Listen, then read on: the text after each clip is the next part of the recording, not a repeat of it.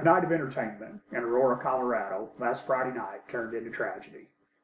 We all know by now about how James Holmes dressed himself in bullet-resistant clothing and started shooting an AR-15 rifle, a 12-gauge shotgun, and two .40 caliber handguns into a packed, darkened movie theater.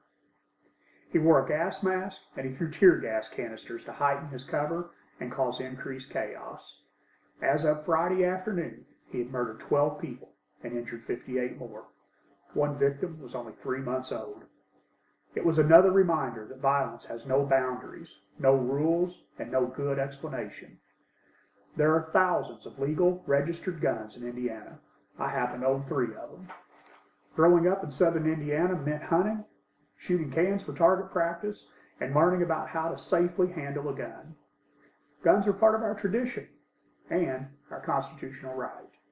Acts of grave violence should never be an excuse to take away firearms from responsible citizens. In the upcoming weeks, everybody will be pointing fingers and assigning blame as we mourn the deaths and victims in Colorado. Both political parties will say the other side was responsible. The media will even say that increased violence in movies such as The Dark Knight Rises influenced Holmes' actions.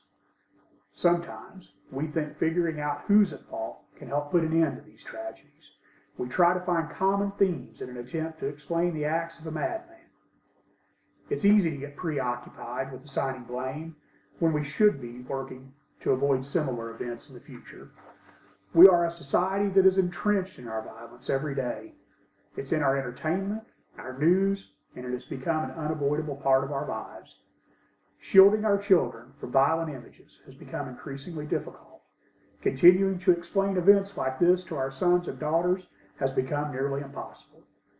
But people like Holmes weren't born wanting to kill.